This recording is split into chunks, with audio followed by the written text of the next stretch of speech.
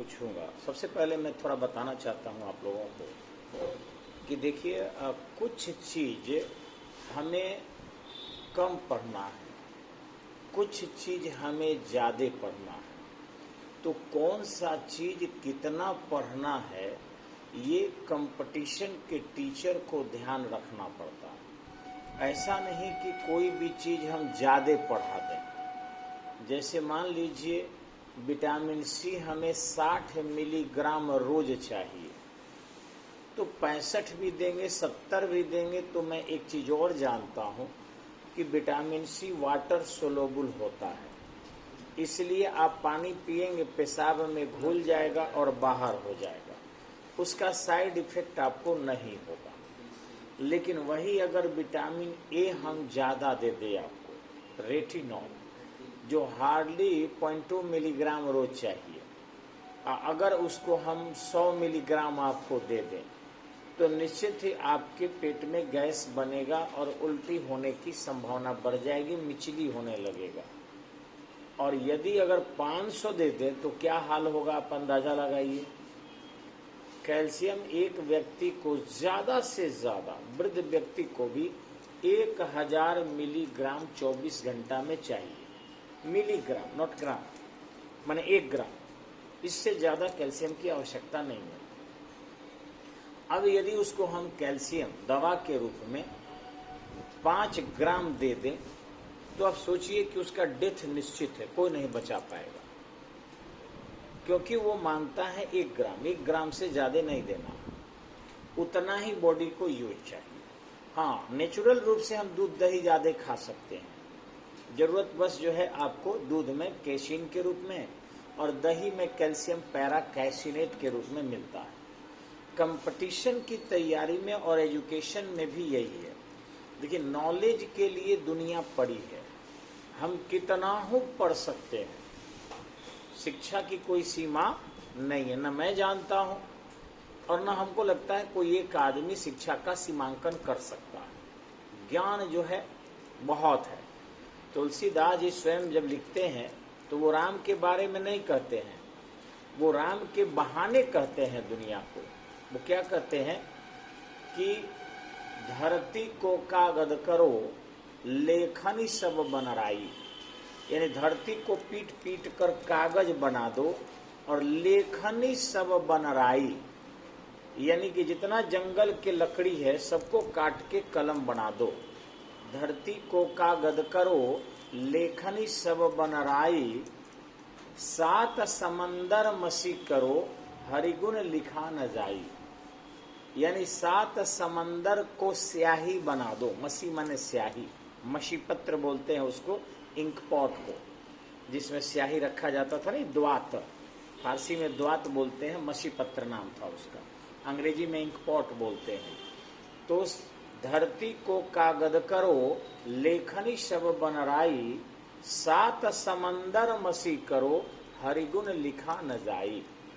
हरि के जगह यहाँ जी के जीएस और अध्ययन डाल दीजिए तो बात सही है कि दुनिया में इतना ज्ञान है कि पूरे धरती को कागज बना दो और कलम बना दो जंगल को, और 7 समंदर को स्याही बना दो, फिर भी ज्ञान को लिखना संभव नहीं, असीमित है। कुछ कोचिंग वाले, मैं शिकायत नहीं कर रहा हूँ कोचिंग वालों की, कुछ कोचिंग वाले अपने ज्ञान को फैलाने के लिए और लोगों को बेवकूफ़ बनाने के लिए गजब दिमाग लगाए हैं। अब उस दिमाग में रिक्शा वाला अगर उस चीज को, वीडियो को देखता है, ठीक है, वो ज़्यादा बर्बाद नहीं होगा। टमटम वाला देखता है, ठीक है, वो ज़्यादा बर्बाद नहीं होगा। ठीक इसी ढंग से आपका नौकरी कर गया व्यक्ति है, वो भी देखता है तो ठीक है, कॉलेज वगैरह में भी पढ़ रहा है उसके लिए भी ठीक है। लेकिन जिनका टारगेट कंपटीशन है, ध्यान रखिएगा, गलती से भी ऐसे शिक्षक का अगर आप वीडियो देखते हैं जो केवल नॉलेजेबल रिपोर्ट देता है, नॉट ए कॉम्पिटिटिव, तो आप समझो कि अपने आप को बर्बाद कर रहे हो। एक भी वीडियो ऐसे शिक्षक का देखते हो, चाहे वो यूट्यूब पर देख रहे हो, फेसबुक पर देख रहे हो या रील में देख रहे हो तो एक ध्यान रखना कि अपनी जिंदगी को समाप्त कर रहे हो। इसलिए इससे किसी भी परिस्थिति में बचो। हमें कहाँ ताकना है, कहाँ नहीं ताकना है, क्या पढ़ना है, क्या नहीं पढ़ना है, एक बेहतरीन अनुभवी शिक्षक ही बता सकता है। हम लोग जब पढ़ाते हैं तो कितना पढ़ना है नहीं बताते हैं, कारण कि पढ़ने की सीमा बहुत है, माने बहुत पढ़ा जा सकता है, अनंत है। कितना छोड़ना है इस पर ज्यादा ध्यान देते हैं कि कितना कम से कम पढ़ाएं। अब भारत के संविधान के अनुच्छेद लो, तो अगर हम लोग को से अनुच्छेद अगर जानना चाहोगे तो हमको लगता है कि 395 अनुच्छेद सीधा और 395 अनुच्छेद उल्टा सुना देंगे कभी भी किसी भी समय में। और विश्व के 193 देशों के संविधान यहाँ है कंठ में। लेकिन जरूरत क्या है ये बताओ तो? बेमतलब का अगर हम आपसे कहें कि अनुच्छेद 131, 32, 133, 134, 135, 136, 137, 138, 139, 140, 141, 142 रटिए, बेवकूफ है। 143 रटवाएंगे, क्योंकि राष्ट्रपति जो है वो चीफ जस्टिस ऑफ इंडिया से आर्टिकल 143 के अंतर्गत परामर्श मांगता है, बस। बाकी इधर 30 के ऊपर नहीं। हाँ, 129 जरूर करेंगे आपको कि सर्वोच्च न्यायालय का अपना अभिलेख न्यायालय होगा, तो 129 के बाद सीधे 143 करेंगे। इसका यह मतलब नहीं कि 130, 31, 32, 33 हमको याद नहीं है। हम जानते हैं कि कौन आएगा। कभी भी आज तक कोठारी आयोग 1979 में ऑब्जेक्टिव परीक्षा लेने की रिपोर्ट दिया था और पहली बार भारत में वस्तुनिष्ठ परीक्षा 1979 IAS में शुरू किया गया। तब से लेकर आज तक एक भी प्रतियोगिता प्रश्न दिखा दो जिसमें अनुच्छेद 130 आया हो, 131 आया हो, 132 आया हो, 133 आया हो, 134 आया हो, 135 नहीं आया। लेकिन कुछ टीचर ये बीड़ता उठाए हैं कि अपना ज्ञान दिखाने के चक्कर में एजुकेशन को, मैं बार बार बताता हूं, मुझे इस वीडियो को यूट्यूब पर डालने पर जबरदस्त गाली लोग लिख रहा है कि तुम फलना टीचर के नाम लेकर चमकना चाह रहा है। अरे भैया, भगवान के नाम लेकर अगर भक्त चमकिए जाए तो क्या दिक्कत? हम तो जान ही रहे हैं कि इस धरती के ब्रह्मांड के सबसे बड़े ज्ञाता पटना में आ गए। शायद धरती उन्हीं से पूछकर चलती है, सूर्य उन्हीं से पूछकर जो है रोशनी पैदा करता है, उनसे ज्ञानी कोई नहीं है। लेकिन हमारा ये कहना है कि उनके पढ़ाए हुए में से कितना एग्जाम में आता है। हमारे हर वीडियो में आपको मैं उम्मीद करता हूं कि 2, 4, 5 क्वेश्चन जरूर एग्जाम में लड़ता है, और जितना मैं पढ़ाता हूं उसमें से एक ऐसा नहीं है जो एग्जाम में आया हुआ नहीं है और आता नहीं है। लेकिन उन लोगों, उन विद्वान टीचर जो ब्रह्मांड के सबसे बड़े ज्ञाता माने जा रहे हैं, हमको लगता है कि लोग ऐसे ऐसे भक्त हो चुके हैं कि अपने पापा को भी 2 चट्टा मार के कहेगा नहीं मेरे सर बहुत बढ़िया है, मम्मी को भी ढकेल देगा, कहेगा मेरे सर बहुत बढ़िया है। अरे पहले एक बार जब प्रश्न मेरे जैसा छोटा घटिया आदमी उठा रहा है, उतने ब्रह्मांड के पैदा करने वाले महान शिक्षक को, वो ब्रह्मांड के पैदा करने वाले शिक्षक है जो पटना में उनका अवतरण हुआ, वैसे ब्रह्मांड के पैदा करने वाले शिक्षक पर अगर मेरे जैसा अदना सा कीड़ा मकोड़ा आदमी भी प्रश्न उठा रहा है, तो इस प्रश्न को जांचने की आवश्यकता है कि मुझे माई बहन करने की आवश्यकता है।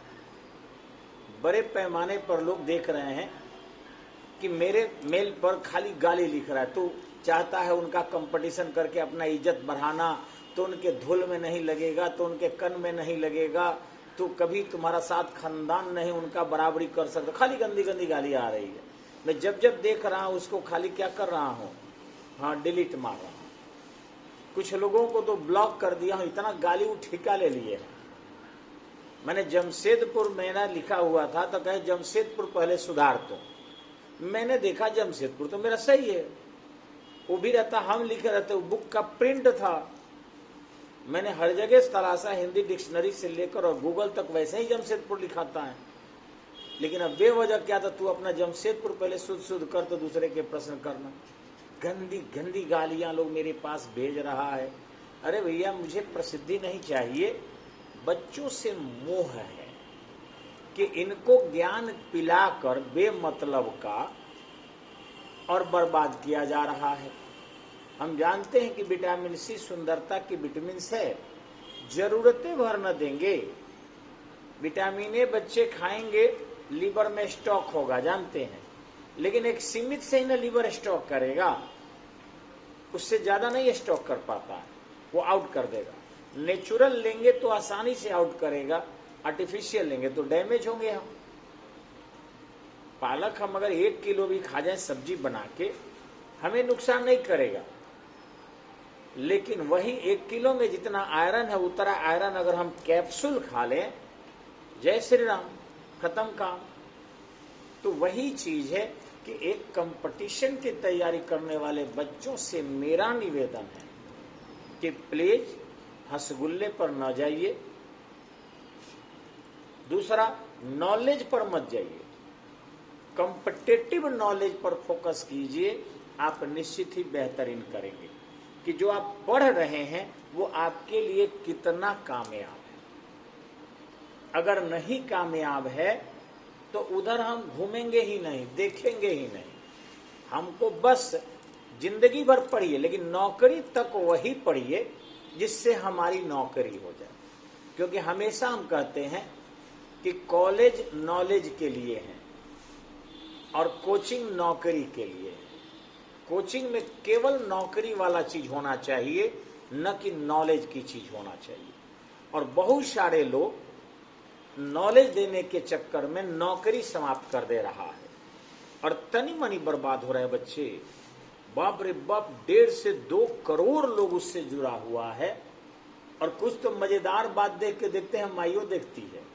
माई का उम्र है 55 साल, भौजी जो है जिनका उम्र है 35 साल, अब बेटी का उम्र है 22 साल।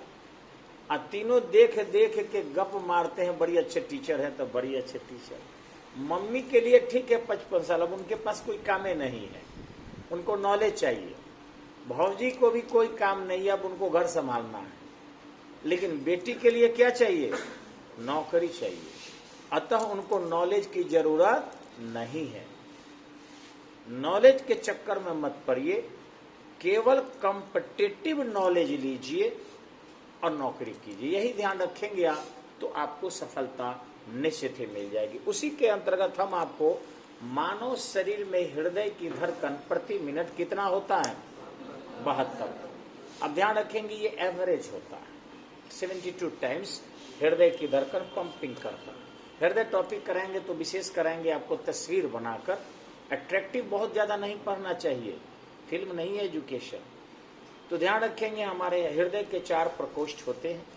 दायां भाग जो है अशुद्ध रक्त रखता है, बायां भाग जो है शुद्ध रक्त प्योर ब्लड रखता है, दाहिने में आपको जो होता है वो कार्बन डाइऑक्साइड के साथ ब्लड होता है और बायां में ऑक्सीजन के साथ होता है, जिसको ऑक्सी हेमोग्लोबिन कहते हैं। बायां जो है वो धमनी से हमारे पूरे शरीर में ब्लड को भेजता है और दाहिने में ब्लड आ जाता है जो कुछ फेफड़े में भेजकर कार्बन डाइऑक्साइड बाहर कर देता है और शुद्ध रक्त किडनी के पास चला जाता है जो उसे फिल्टर करके शुद्ध कर देता है।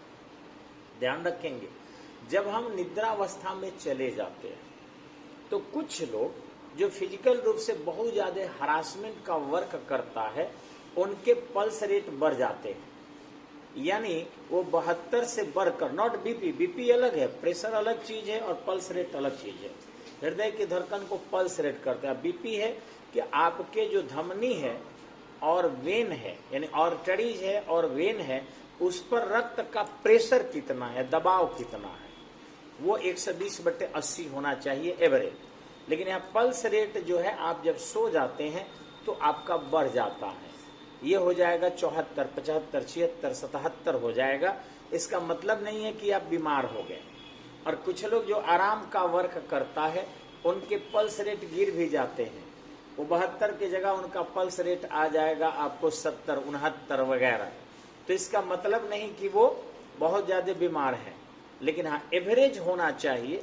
इसमें 5-7 का जो आगे पीछे without any hot pan, hot में अगर पेन करके करे तो समस्या है, लेकिन हार्ट में पेन नहीं और पल्स रेट थोड़ा सा इधर उधर हो रहा। अब आप दौड़ेंगे तो जल्दी जल्दी आपको क्या चाहिए, ऑक्सीजन चाहिए। तो ऑक्सीजन के लिए जल्दी जल्दी पंपिंग करेगा। अब पंपिंग करेगा तो वैसी स्थिति में आपका क्या होगा, पल्स रेट बढ़ जाएगा। तो यानी कि दौड़ के आए या पल्स रेट दिखाए और ज्यादा चल रहा है तो आप कहेंगे कि बीमार हो गए हम। लेकिन ध्यान रखेंगे, जब नशा की चीजें खाते हैं आप, या अगर मान लीजिए सर्पदंश वगैरह हो गया, तो वैसी स्थिति में आपके क्या होता है, पल्स रेट गिरने लगता है। क्योंकि होता क्या है कि फिल्टर करना किडनी कम कर देता है, और पॉइजनस जो भी चीजें हैं वो सब लीवर को पहले डैमेज करता है। और लीवर जब मजबूत नहीं रहेगा तो निश्चित ही किडनी पर भी प्रेशर पड़ेगा, और किडनी पर जब पड़ेगा तो हृदय पर भी पड़ेगा। और जब ज्यादा शरीर में कार्बन डाइऑक्साइड की मात्रा बढ़ने लगेगी तो निश्चित ही गाज आना शुरू हो जाएगा। देखिएगा बहुत पियक्कर या तो उल्टी करने लगता है, मुंह से गाज फेंकने लगता है, कई बार तो डेथ हो जाते हैं। सर्पदंश से भी यही स्थिति है, लेकिन उसमें कई प्रकार के होते हैं, वो अलग चीज है। लेकिन 72 टाइम्स पल्स रेट एवरेज माना जाता है। दूसरा सवाल है हमारा, बंद कमरे में कोयले की अंगीठी क्यों नहीं डालना चाहिए या रखना चाहिए? बंद कमरे में कोयले की अंगीठी क्यों नहीं रखना चाहिए? बोलिए आप लोग। जी जी, कोयले की अंगीठी जो होता है वह ऑक्सीजन की मात्रा को क्या कर देगा, कम कर देगा। कार्बन डाइऑक्साइड और कार्बन मोनोऑक्साइड इसकी मात्रा इतनी अधिक बढ़ा देगा। अगर अंगीठी जलाकर और सो गए तो समझिए वो स्वीट पॉइजन का काम करेगा। धीरे धीरे बॉडी में आपके कार्बन मोनोऑक्साइड और कार्बन डाइऑक्साइड बढ़ते जाएगा और आप स्थिर निद्रा में चले जाएंगे और डेथ भी कर जाएंगे। दिल्ली में बहुत सारे पार्क होते हैं या बहुत सारे गार्डन होते हैं प्राइवेट, जिसको गार्डनिंग के लिए बहुत सारे मालिक लोग जो बड़े बड़े हैं लोग, वे लोग लेबर रखते हैं। अब ठंडा से बचने के लिए वो क्या करते हैं, गोईठा चिपड़ी ये सब जलाकर और अंदरे तापते हैं, और जब उनको लगता है कि अब सोया जाए, हरासमेंट हो गया है, तो 2-4 और गोईठा रख देते हैं। ऐसी दुर्घटना आई कि उनको कुछ नहीं हुआ और वो डेथ कर गए। तो डेथ कर गए, जब उनके गेट को खोला गया तो पूरे गैस चेम्बर के रूप में घर था। माने वो इतने होश में नहीं रहते हैं कि उठकर झिटकिनी खोलकर या दरवाजा खोलकर बाहर जा सके। इसलिए जगह है तो खैर जला भी लीजिए, सोए अवस्था में घर में कोई धुआं वाला आइटम मत रखिए, क्योंकि धीरे धीरे आपको नींद में ही डेथ कर देगा। आपको इतनी भी बुत्ता नहीं होगी, हिम्मत नहीं होगा कि आपका नींद खुल सके और आप झिटकिनी खोल सके। मजदूर तो कई बार वाइन भी ले लेता है और वैसी स्थिति में उसकी मृत्यु सुनिश्चित है, क्योंकि ऐसे सोए हैं तो हो सकता है कि आपका नींद खुल जाए, सांस उस लेने में तकलीफ हो। तो जब दारू लगा लिए हैं तो क्या होगा समझ सकते हैं आप। तो बहुत दिल्ली में बहुत बिहारी मजदूर मरते हमने देखा है। हर साल जाड़े के दिनों में 2-4 मजदूर जो है, जो पार्क के गार्ड है, गार्डनर, वो डेथ कर जाते हैं।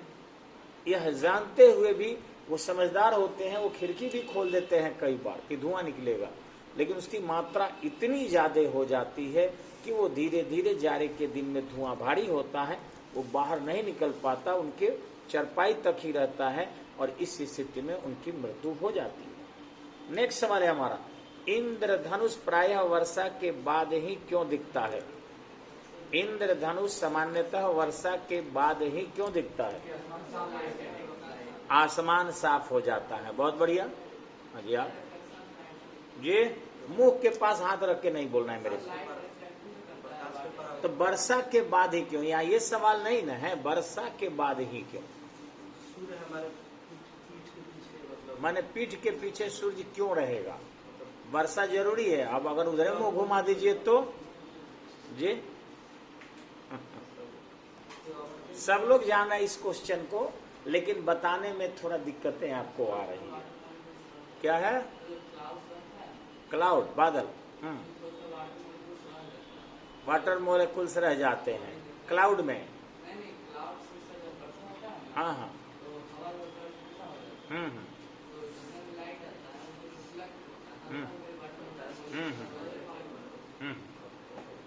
चलिए, उन्होंने कोशिश किया है, लेकिन मैं बता दे रहा हूँ आपको। हाँ,